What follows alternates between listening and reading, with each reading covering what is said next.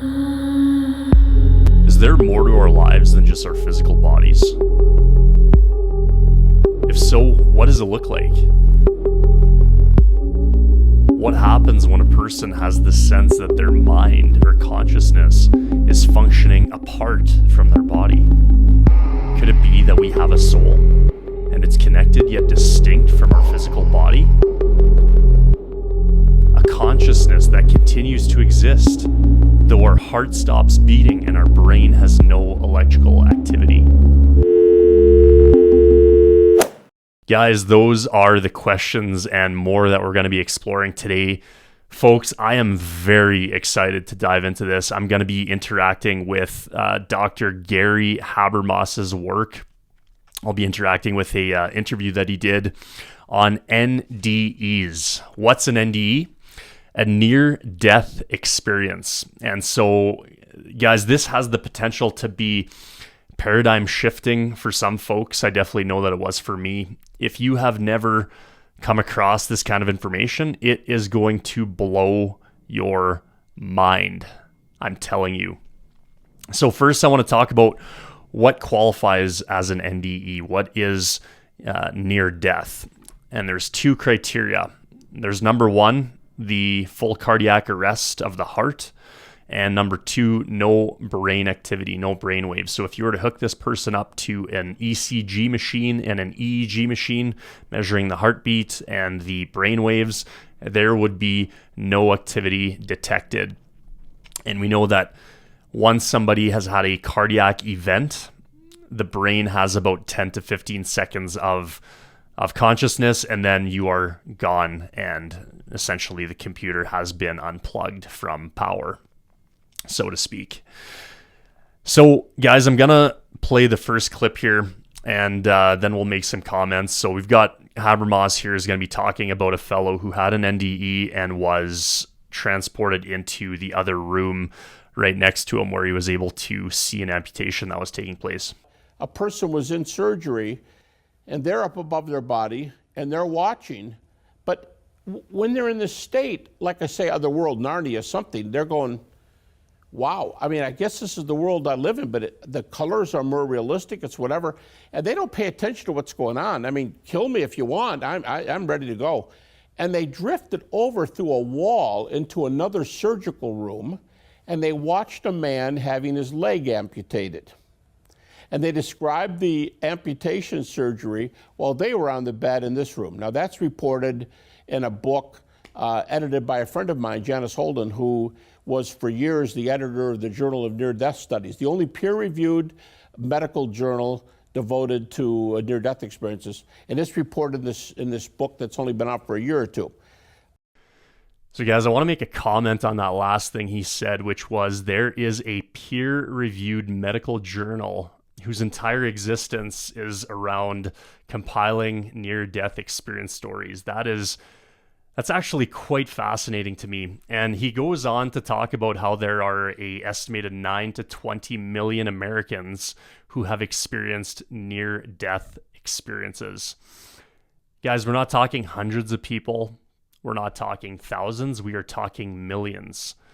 And even if we were to average that out and say, okay, maybe the number is 14 or 15 million, that's about half of the population of Canada. That is a staggering number of people. And so you've got this medical peer-reviewed journal that has this massive population from which to draw these stories and these articles from. And they're not just going off a hearsay of, this thing happened to my grandpa back in the 1960s.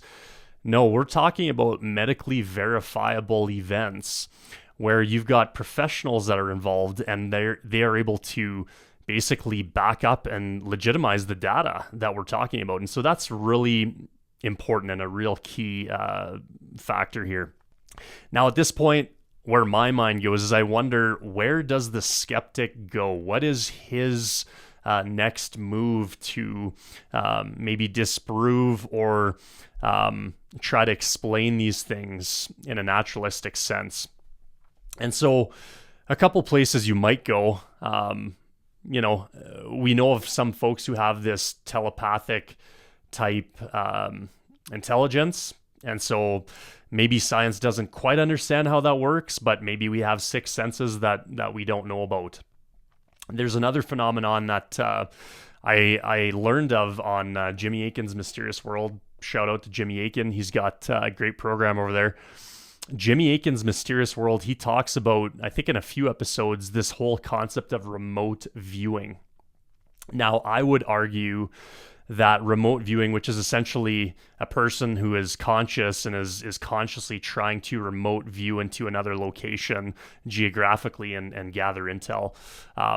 Believe it or not, they use this in military type operations, and it's kind of out there, kind of Twilight Zone-y, but it's a legitimate thing that has happened.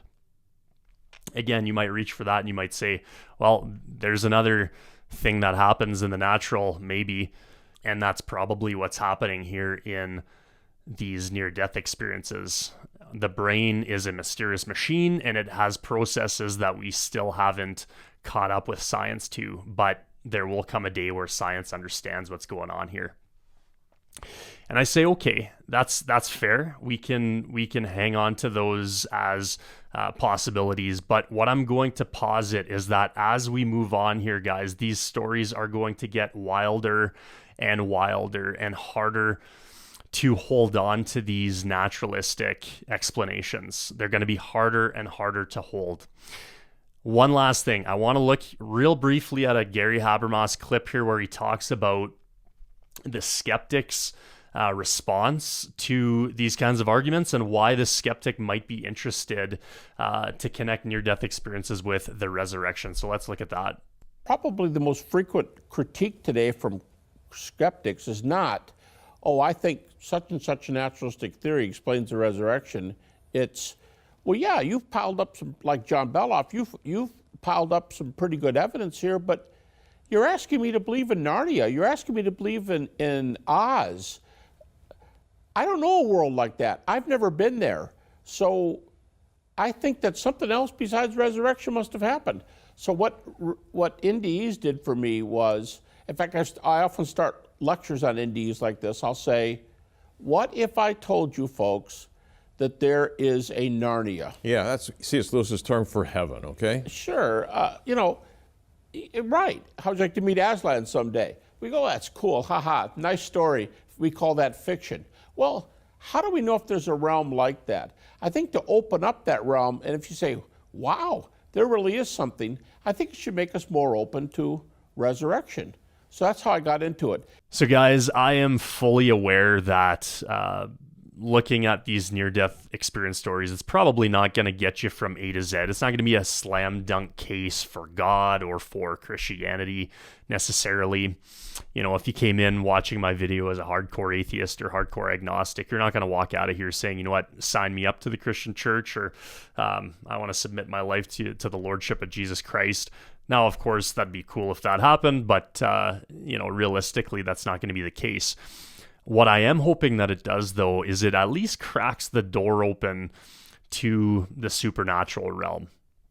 Because again, we look at the naturalistic explanations for all these things, and there comes a point, guys, and I hope you realize what I'm talking about by the end of it, but you're going to get to a point where the naturalistic sort of explanations or rebuttals, they just don't seem to pack the punch that we once thought that they did. So anyways, let's watch the next clip. Sometimes near-death patients have been up above their body, and they'll say, you know what, funny thing, there is a Jefferson nickel on top of that girder over there, and when I saw it, I kind of zoomed in on it, and it's a 1988.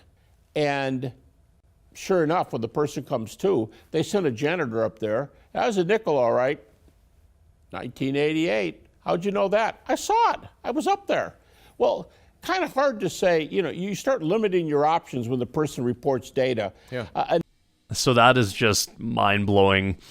And a lot of these stories, that's what you get, is the person is actually floating above their body and they're able to observe, make other observations. There's another one that we're going to look at that's very similar to this. But I wanted to dive in. There's actually 5 different categories of NDEs, and we've been looking at category number 1. which is essentially it's the category of verifiable information that has happened inside the room. And so when we're looking at these arguments, we want to know that yes, there was medical professionals that can attest to these things.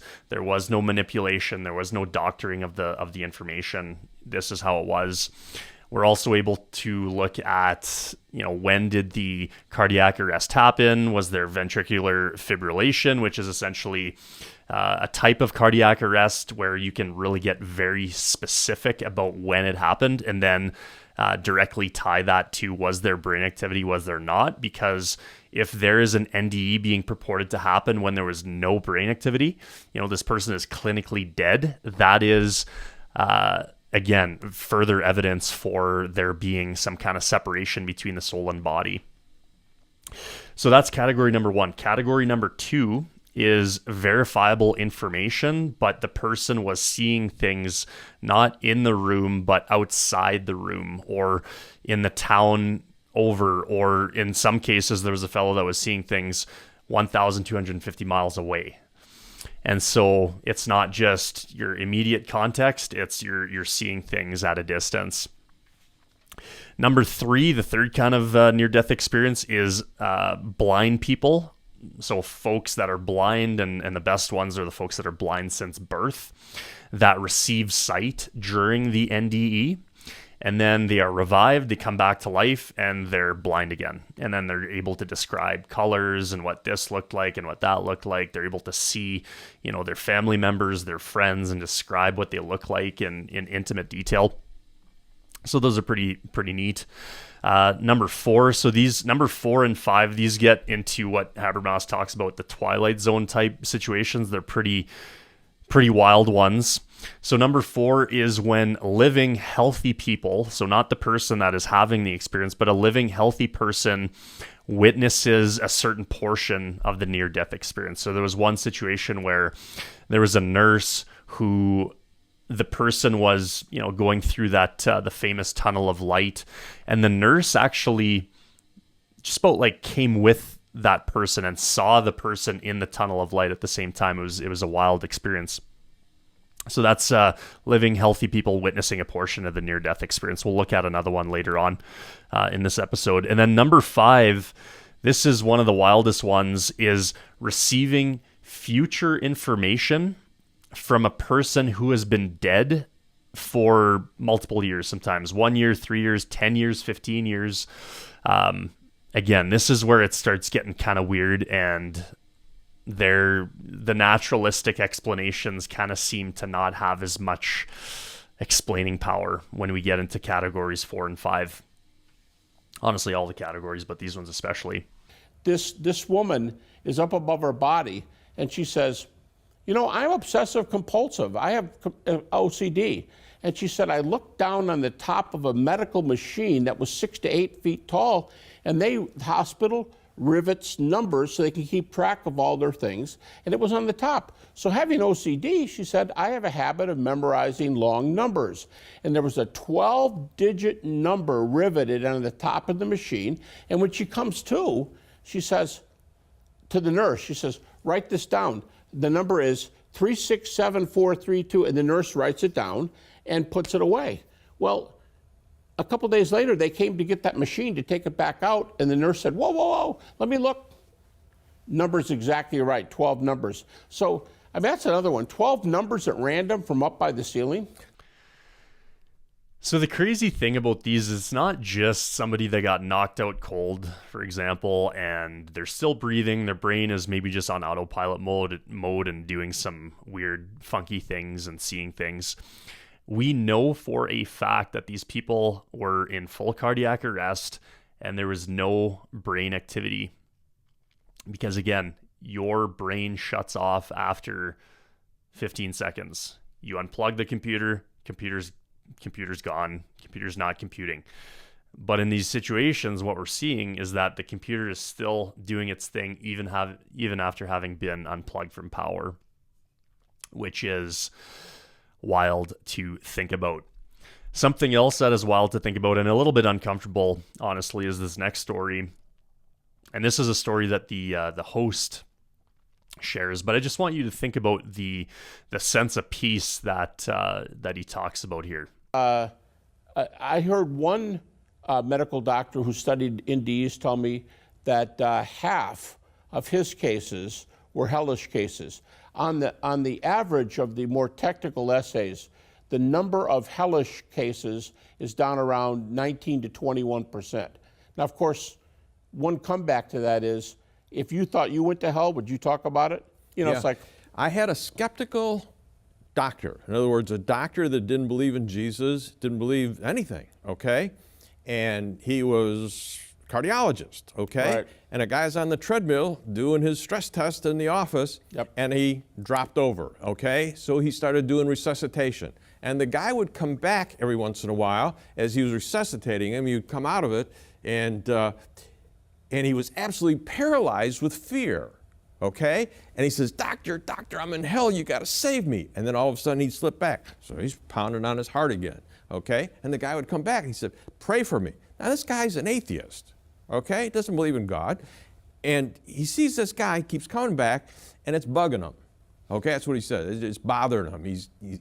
The guy says, you gotta say a prayer for me or something. So he finally says, like on the fourth or fifth time where he's resuscitating this guy, he says, okay, say this prayer. And he says, Jesus Christ, I believe you died for my sins, and I put my trust in you, and take away my sins, and if I do die, I'm going to trust you to take me to heaven. The guy said those words, and it slipped back. And so he was pounding on his heart, and when he came back the next time, the fact is he had absolute peace, okay? He wasn't scared anymore, okay? Took him a while to get him. The guy finally lived.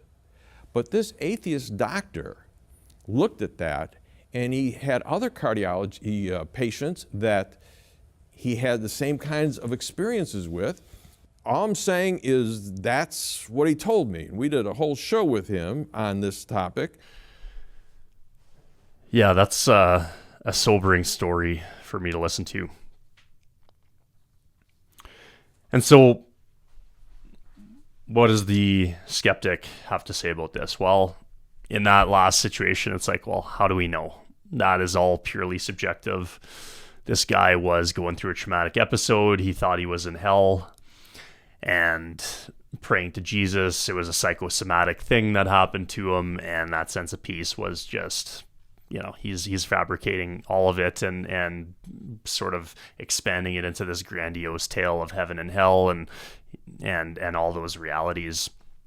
And I say that's fair. You can believe whatever you want about that story. But ultimately, the one question that I do have is, if this guy is coming in and out, going from one cardiac arrest to the next, and this guy's pounding on his chest, do you remember the last time, and are you able to keep track of how many times he came in and came out, that before you were in hell, apparently, supposedly, and now you have this sense of peace? I ask that genuinely. I don't know. So this next one that we're going to watch is we're getting into category number 2. Remember, we were talking about categories of things that you saw inside the medical room. This one is things that this 7-year-old girl who drowned was able to see. She was able to see her mom and dad and her siblings at home. This one is fascinating. she was known not to have heartbeat for about 20 minutes. There was a physician at poolside, and they brought her in. As far as they could tell, she had no brain waves because her pupils were fixed and dilated. They put her on a breathing machine, and I've talked to the medical doctor for hours, and he said, I would have given her, by the way, he was a pediatric brain specialist, so he had a double specialization. And he said, I would have given her a 1 in 1,000 chance of living, a 1 in 10,000 chance with brain function. But they hooked her up, and very shortly afterwards, I think it was 3 days, she came to, but spontaneously. They didn't do something new or give her new medicine. She came to, and she looks up, and she said, hey, you're the doctor that saved me when I was brought in. Thank you. Where's the other doctor, the tall one? And he said, I'll go get him. Now, he was an agnostic, and he's thinking, what's this about? And he went down the hall, got the other guy, brought him down, and she talked long enough that these doctors took notes for about an hour. And she described things. One of them was an angel came and talked to me. Well, there's no test for angels, but that is an interesting little testimony. And she said that first night, the angel allowed me to look into my parents' home, and they're starting to say, okay, this is contact points of the real world. So we want to know if there's something verifiable. She talked about where her dad was sitting, what he was doing. Her brother went upstairs to play. Her sister went upstairs. Oh, okay, what were they playing with? So they're taking notes. Was it Monopoly? Was it a doll? What was it? And Mom was cooking dinner, okay? What was Mom cooking? Oh, it was a chicken and rice dish. Chicken and rice, okay. And then Mom and the family comes in. Oh, my baby. You guys know how this one ends. So they quiz up Mom, okay, what were you making for supper the other night? Yep, that checks out. What were the kids playing? Yep, that checks out. Guys, this is wild. And this little 7-year-old girl who drowned, she's been dead and was dead for quite some time.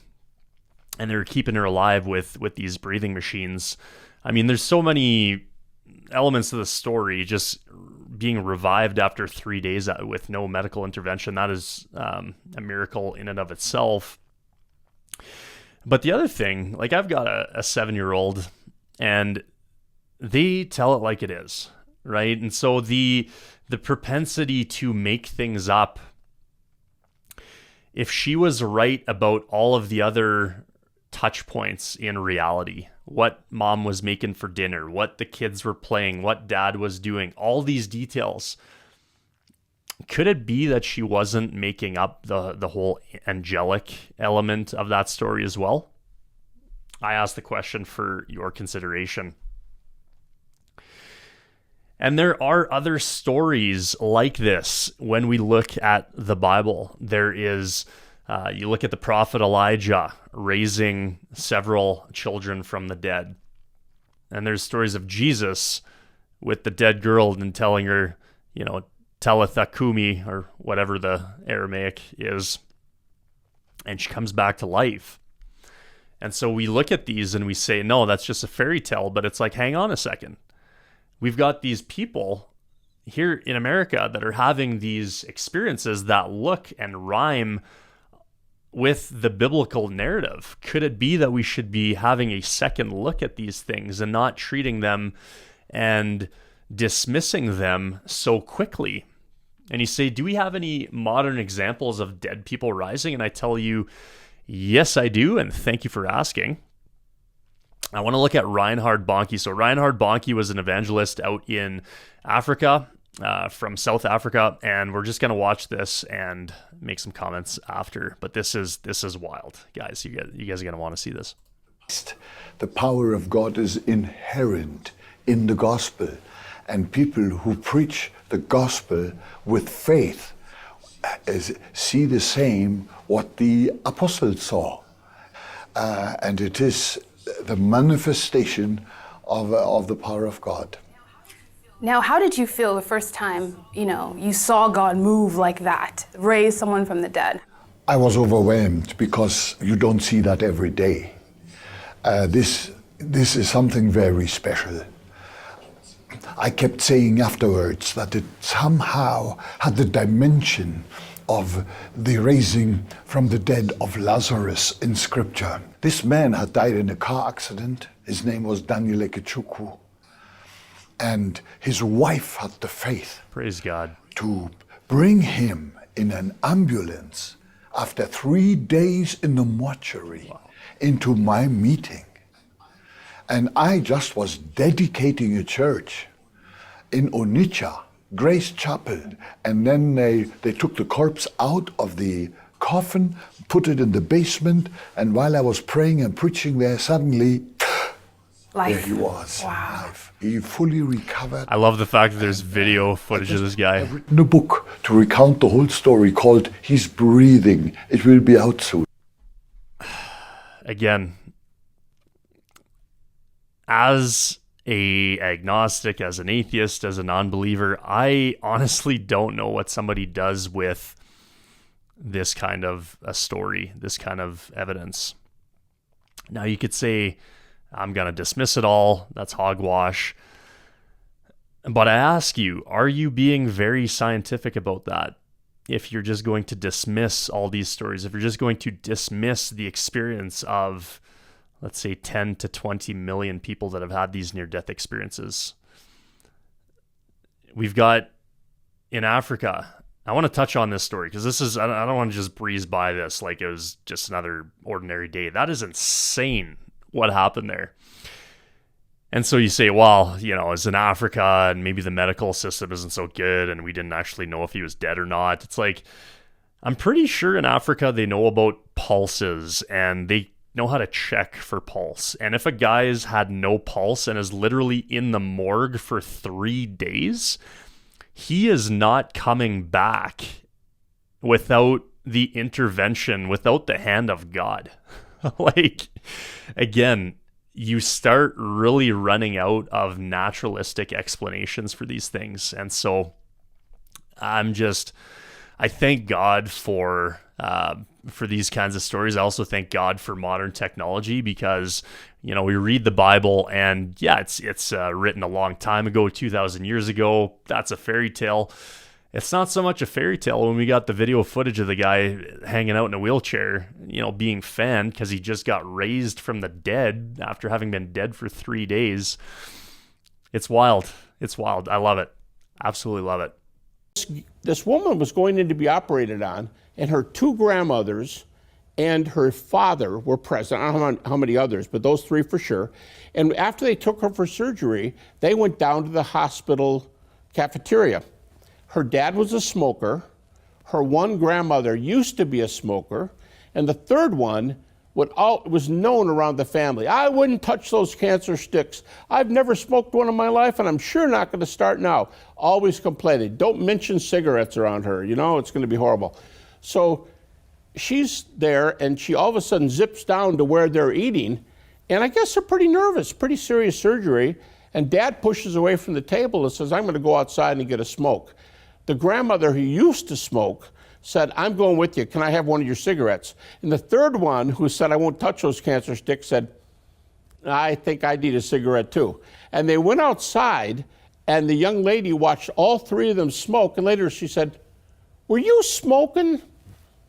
Yes, dear, I was smoking. Now, some of them are just kind of funny like that. Mm-hmm. And I just think that that's hilarious. You're getting busted by your granddaughter while she's having a near-death experience. That is, there's a level of comedic value there for sure. So that was a level 2 NDE. So this is something where the deceased is seeing something outside the room. We're now going to bump it up to a level 4. This next one is a level 4. So you've got folks who are healthy and living who are somehow participating or viewing the near-death experiences as it's happening. Wow, that's a great life. All right, let's go back to these kind of like Twilight Zone experiences. These are just unbelievable experiences. Yeah, Raymond Moody tells one in the category of healthy people who observe somebody else's NDE. All right, there's a case he describes where a very elderly mother/grandmother is in a hospital bed or in a bed at home, and she's surrounded by, I believe, 5 of her family members. And she's come to the end of her life, and she's lived a very good life, and everyone's sad, but they're sorry she's suffering so much, and you know, it's time. You know, so people are dealing with this, and all of a sudden, she's lying peacefully on the bed, and all of a sudden, she sits up. Only she doesn't sit up. Her body is still back on the pillow, but what looks like a spirit, kind of a wispy, and they're looking around the room and they're going, and they see a light over her bed, a spinning orb, and again, they don't want to talk, and they're going, and the orb elongates into a tunnel, and grandma, spiritual grandma, She smiled, she sees it, and she's so excited. And they watch as she comes up out of the, presumably out of her body, and she starts going up this tunnel, and they're all looking and watching, and it disappears. Now, if that's true, she looks like she's the one going to Narnia, but they got to see over the divide, and they got to see, it's like Moses, you know, he couldn't get into the promised land, but he could look over. They got a chance to look, and they were so happy because Grandma looked so pleased. And in this case, she actually did die then. She did die. Okay, Yes. but Okay, that is a wild story. And I want to read a couple verses here, two from the Old Testament, one from the New. So Genesis 35, verse 18. And as her soul was departing, for she was dying, she called his name. The soul departing from the body. Okay, this is something that the Bible alludes to a few times. Ecclesiastes 12, verse 7. Then the dust returns to the earth as it was, and the spirit returns to God who gave it. And then a New Testament example, 2 Corinthians 5, verse 8. We are confident then, and would prefer to be away from the body and at home with the Lord. So again, guys, as I mentioned earlier, no, the NDEs are not going to be an open and shut case for Christianity, but I do find it interesting to note that there is some rhyming going on between what we're experiencing here on earth in these NDEs and what we're seeing in the biblical narrative. You know, there's some resonance between what's happening over here and what's happening in Scripture, and that's fascinating to me. So guys, we're going to watch one last clip. We can call it a bonus clip. I don't know that this one necessarily falls under any of the 5 categories. If anything, it falls under the category of, I have no clue what to make of this, but it's definitely not natural. But what sometimes are referred to as post-death visions, where somebody gets a 10-second meeting with somebody the day of the funeral. There are a number of stories where they're sitting there in the person's home, and everyone's going to be getting their cars and going home the next day, and the funeral was today. And there are a number of stories where 3 of them are in the living room, 5 of them are in the living room, and the wife, the grandmother, appears in the room briefly for 5 seconds, and someone says, "Are you really here?" And sometimes they don't even talk. And they walk over and pick up a hairbrush and walks over and drops it in their lap. And everybody sees the person move an object, or just the fact that more than one has seen them. But the point is, they don't ever come back. So they're irreversibly dead. So those sorts of Twilight Zone death. So folks, I've got one final question here in closing. And that is, after having reviewed all of these stories, all of these near-death experience anecdotes, and I'm going to link to all the material in the description down below. After having seen that, is the existence of a soul, a conscious soul that is distinct from the body, that may go on to experience consciousness even after the body has died and perished? Is that more or less probable now after having reviewed the evidence? Here's what Antony Flew had to say about just that. So Dr. Antony Flew, he was a professor at Oxford University. He was a philosophy professor. He debated Gary Habermas on the resurrection. As a matter of fact, he said, "The evidence equally certainly weakens if it does not completely refute my arguments against doctrines of a future life."